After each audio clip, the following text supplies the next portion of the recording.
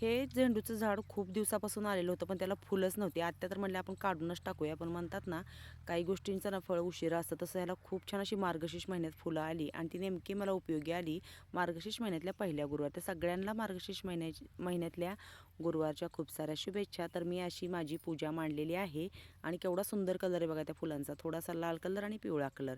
तर अशी खूप छान मी पूजा मांडलेली होती. तर चला आज तुम्हाला मी दाखवते दुपारच्या जेवणामध्ये काय काय आहे. तर आधी मांजरांना दिली चपाती खायला आणि वातावरण असं झालं की आभाळ यायला लागले.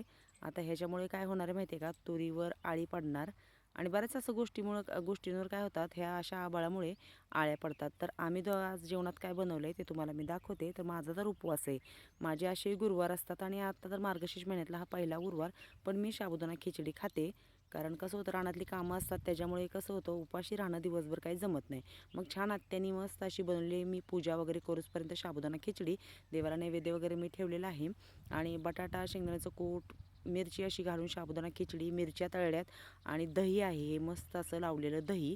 आणि आत्यांचा उपवास नसतो, आत्या म्हणजे पहिल्यापासूनच करत नाहीत त्या, आणि त्यांच्यासाठी बनवलेली आहे मी सगळ्यांसाठी बटाटा भाजी, खूप सारी पातळ भाजी, तर चपात्या भाकरी. तर कसं वाटलं आमचं दुपारचं जेवण ते कमेंट्समध्ये नक्की सांगा. आणि मी मांडलेली छान अशी गुरुवारची पूजा तीही तुम्हाला कशी वाटली तेही तुम्ही नक्की कमेंट्समध्ये सांगा. तर कसं असतं, प्रत्येकाची वेगवेगळी पद्धत असते, तुमची कशी आहे तेही सांगा.